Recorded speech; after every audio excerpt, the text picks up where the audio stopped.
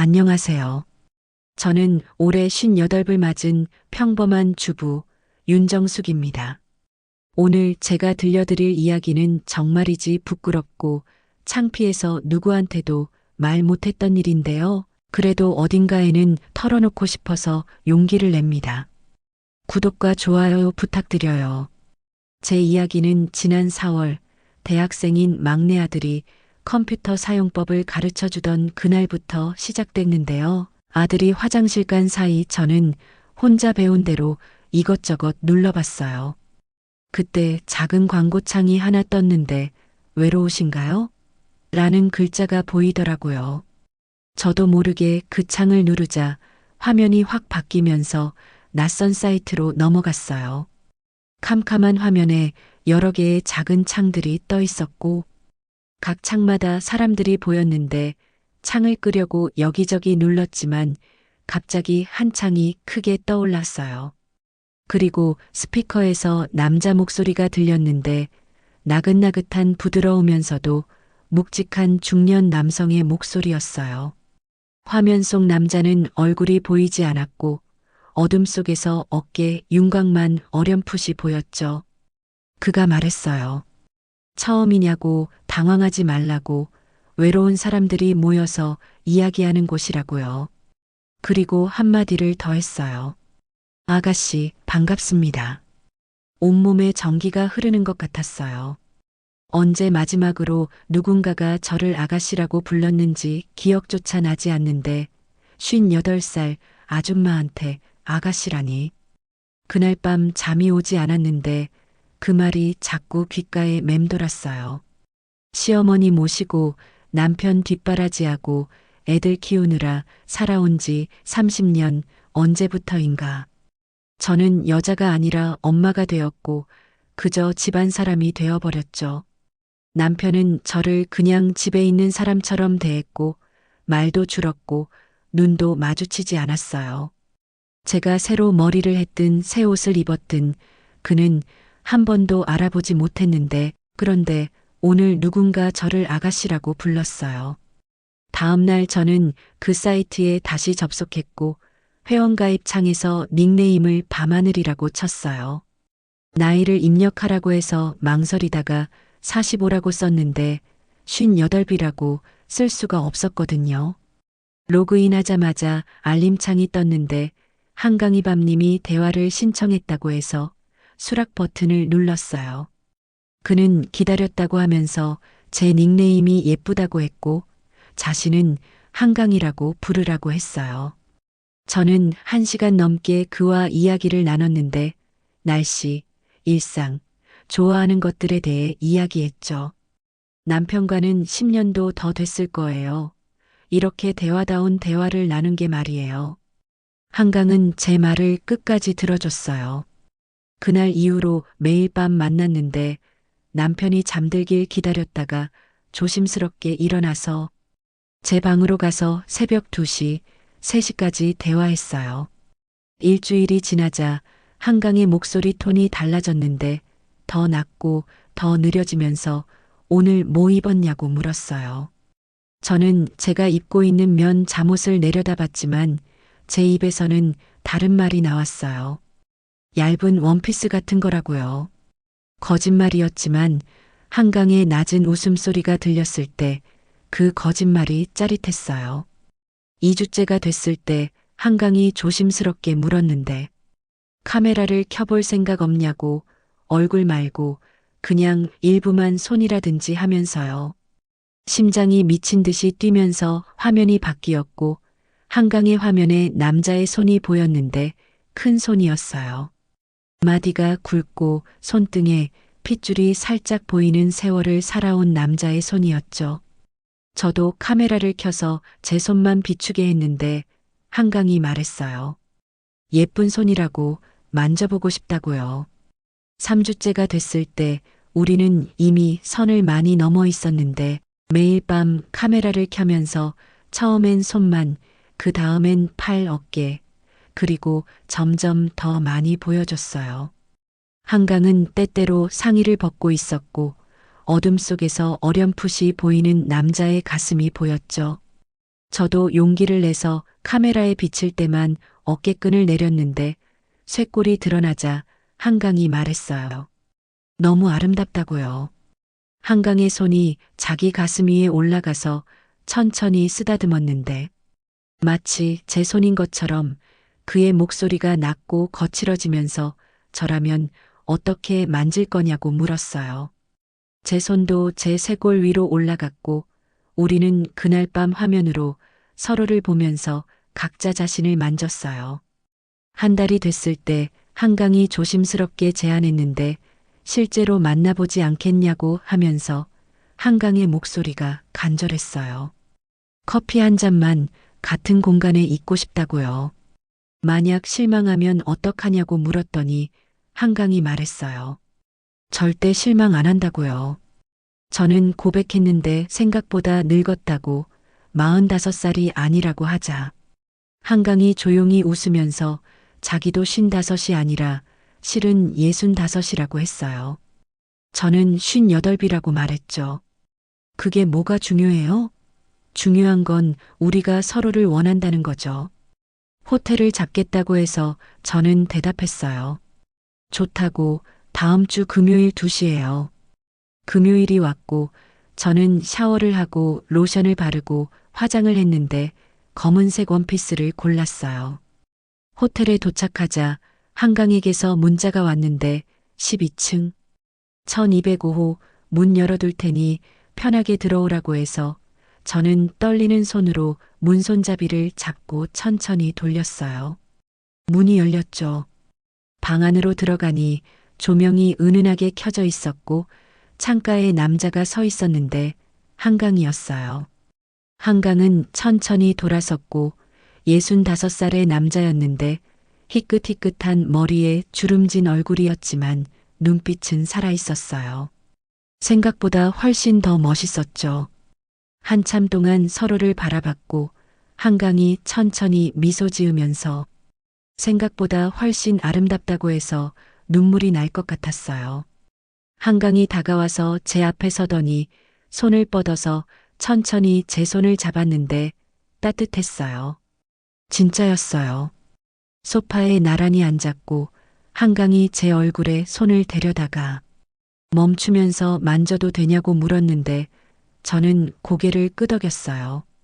한강의 손이 제 뺨에 닿았고 제 눈에서 눈물이 흘렀는데 한강이 저를 끌어안아서 품에 안겼어요.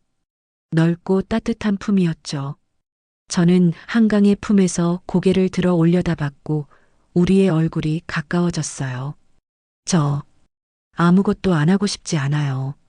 한강의 눈빛이 변하면서 더 깊어지고 더 뜨거워졌는데 한강이 제 얼굴을 두 손으로 감싸고 천천히 얼굴을 가까이 했어요.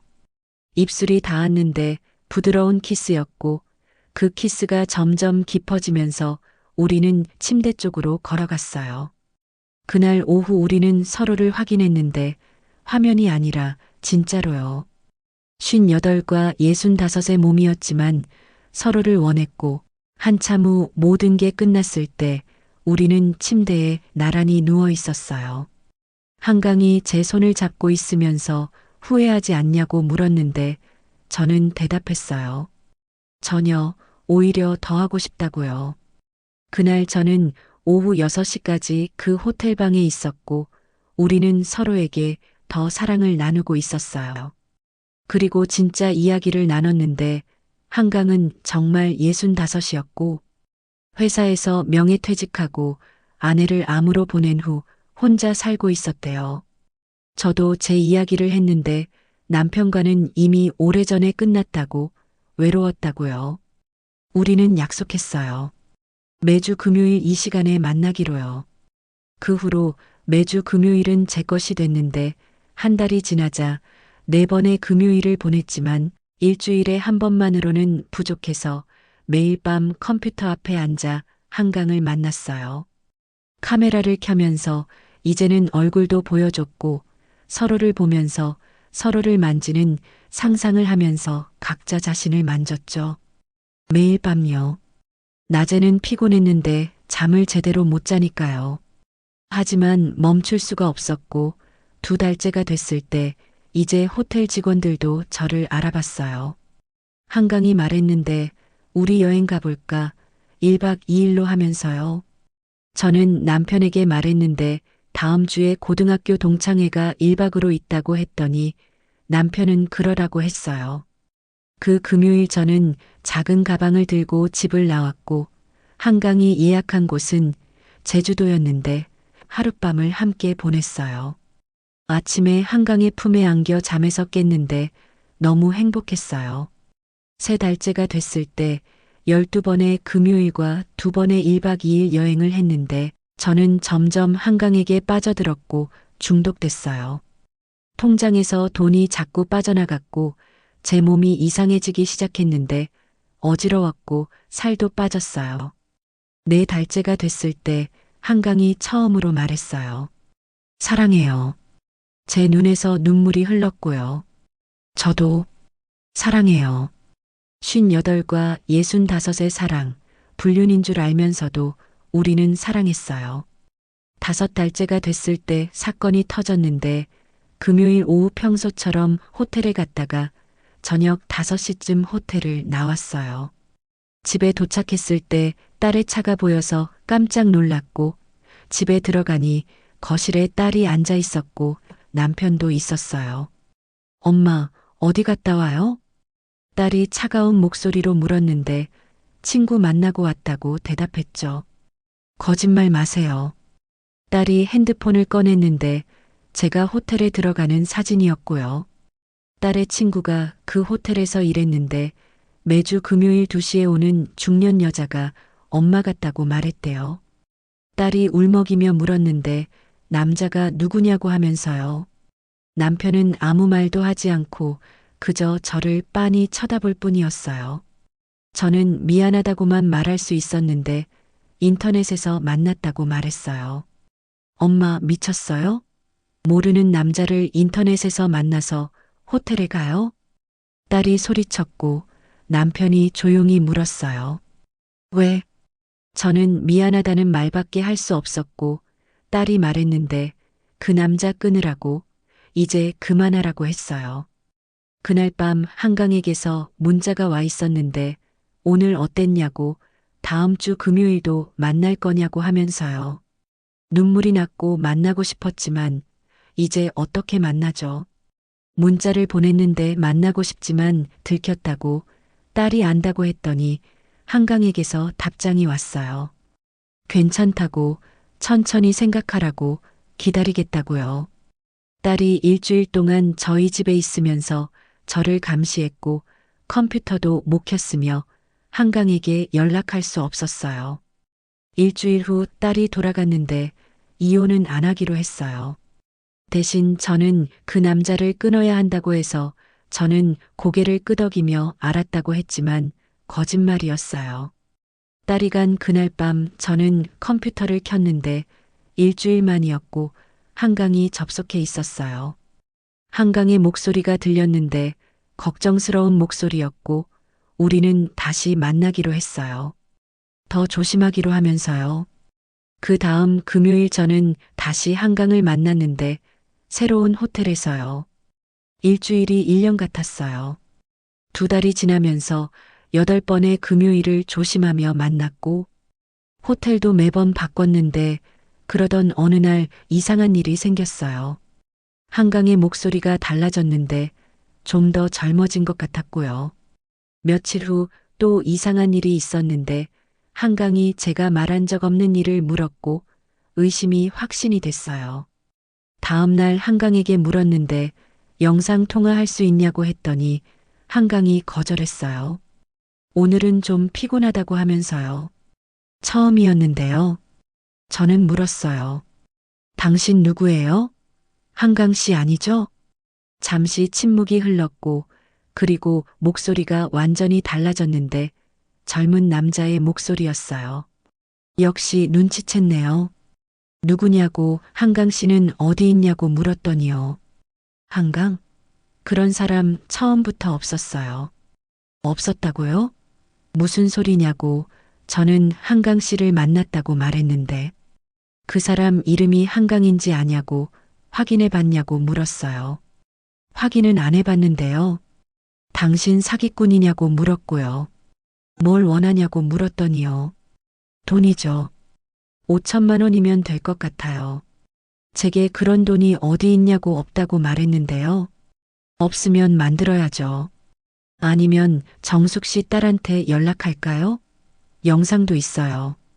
정숙 씨가 화면으로 보여준 것들 다 녹화돼 있어요. 영상이라니 제가 카메라 앞에서 했던 것들이 다 녹화돼 있다고요? 제발 그러지 마세요. 일주일 드리겠다고 했는데 일주일 안에 5천만 원이라고 하면서요. 화면이 꺼졌고 저는 멍하니 앉아 있었어요. 한강은 없었고 처음부터 사기였는데 저를 속인 거예요. 6개월 동안 제 돈을, 제 몸을, 제 마음을 다 빼앗아간 후에 이제 5천만 원을 요구하고 있었어요. 눈물이 났고 한심한 제 자신이 58살 먹고 이렇게 당하다니요.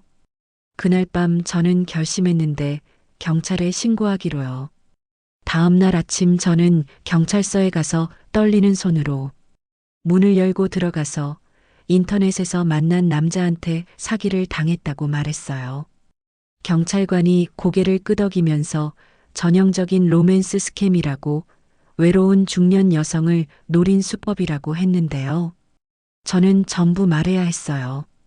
그 사이트 이름을, 한강이라는 남자를, 매일 밤 화면으로 만난 것을, 카메라로 보여준 것들을, 호텔에서 만난 것을 전부요. 얼굴이 화끈거렸어요. 경찰관이 설명했는데 만나신 남자는 조직의 일원일 거라고, 실제 나이든 남자를 고용해서 한번 만나게 하고 그 후로는 젊은 남자가 목소리를 비슷하게 흉내내는 거라고요. 영상은 어떻게 되냐고 물었더니 최선을 다해 수사하겠지만 이미 유포됐을 가능성도 있다고 대답했어요. 경찰서를 나왔을 때 다리에 힘이 없었고 집에 도착했을 때 남편이 거실에 앉아 있어서 저는 소파에 주저앉았어요. 그리고 울기 시작했는데 남편이 놀라서 다가왔고 저는 전부 말했어요. 인터넷에서 남자를 만난 것, 6개월 동안 속은 것, 사기를 당한 것, 5천만 원을 요구받은 것을 전부요. 남편은 말없이 듣고 있다가 한참 후에 물었는데 경찰에는 신고했냐고 해서 응, 오늘 다녀왔다고 대답했어요. 남편이 한숨을 쉬면서 왜 그랬냐고 물었고요. 당신이 나를 안 봐줘서. 제 입에서 그 말이 나왔는데 남편이 저를 똑바로 쳐다봤어요. 아무것도 안 했잖아. 그게 문제야. 30년 동안 나한테 아무것도 안 했어. 남편이 말했어요. 나도 잘못했어. 당신한테 잘 못해준 거. 근데 이건 아니잖아. 맞아요. 이건 아니었고요. 저는 미안하다고만 말할 수 있었어요. 일주일 후 경찰에게서 연락이 왔는데 범인을 검거했대요. 20대 남자 3명이었고 조직적으로 중년 여성들을 상대로 로맨스 스캠을 벌인 거래요. 피해자가 저만이 아니었는데 10명이 넘었대요. 영상은 아직 유포되지 않았고 범인들의 컴퓨터에서 발견해서 다 삭제했대요.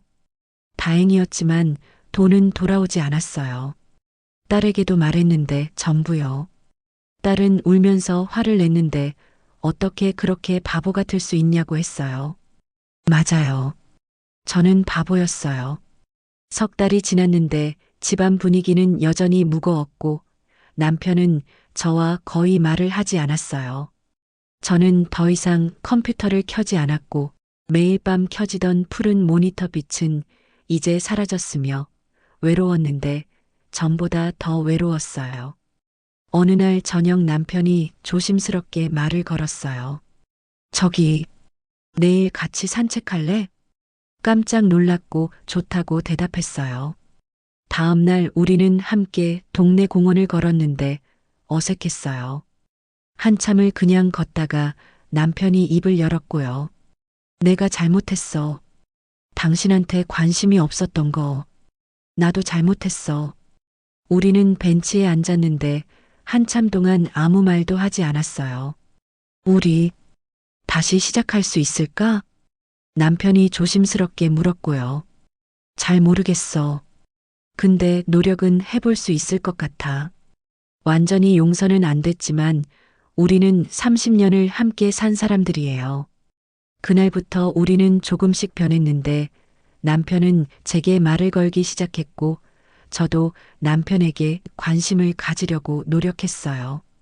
완벽하지는 않았지만 전보다는 나았어요. 6개월이 지나서 이제 1년이 됐는데요.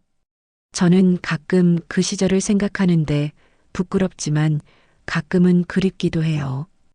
그게 비록 가짜였지만 그 순간만큼은 저는 진짜로 행복했거든요. 하지만 이제 알아요. 그건 해결책이 아니었다는 걸요.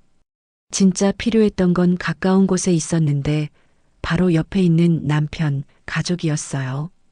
어느 날 저는 제 방에 들어갔는데 컴퓨터가 있었고 먼지가 쌓여 있었어요. 저는 컴퓨터 앞에 앉아서 전원 버튼에 손을 올렸는데 멈췄어요. 켜면 안 되고요. 손을 내렸는데 컴퓨터를 켜지 않았고 대신 창문을 열었더니 햇빛이 들어왔어요. 남편과 함께 산책을 나갔는데 손을 잡았어요. 어색했지만 나쁘지 않았고 남편의 손이 따뜻했는데 진짜였으니까요. 우리는 시장에 가서 함께 장을 봤고 집에 돌아와서 저녁을 준비했는데 남편이 옆에서 양파를 썰었어요.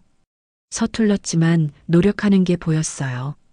밤이 됐고 침대에 누웠는데 남편이 옆에 있었어요. 마주보고 누워 있었고요.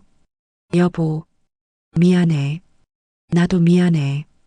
우리는 서로를 바라봤는데 주름진 얼굴, 늙은 모습이었지만 30년을 함께 산 사람들이에요. 남편이 제 손을 잡았고 꼭 잡았는데 저도 남편의 손을 잡았고요. 그렇게 우리는 잠들었어요. 제 방 컴퓨터는 여전히 꺼져 있었고 푸른 빛은 더 이상 저를 부르지 않았는데 그 빛이 필요 없었어요. 제 옆에 진짜가 있었으니까요. 1년 후 저는 깨달았는데요. 외로움은 누구나 느끼고 나이가 들수록 더 심해지죠. 하지만 그 외로움을 달래는 방법은 멀리 있지 않았는데 가까이에 있었어요.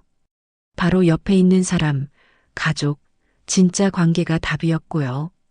저는 58배 그걸 깨달았는데 늦었을까요? 아니에요. 지금이라도 깨달아서 다행이에요. 오늘도 남편과 산책을 나갈 건데 손을 잡고 천천히 걸을 거예요. 그게 제 행복인데 가짜가 아닌 진짜 행복이에요. 푸른 빛은 꺼졌지만 제 삶에는 더 밝은 빛이 들어왔고요. 그걸로 충분해요. 여러분, 외로우시다면 주변을 먼저 돌아보세요. 진짜 사랑은 가까이에 있습니다.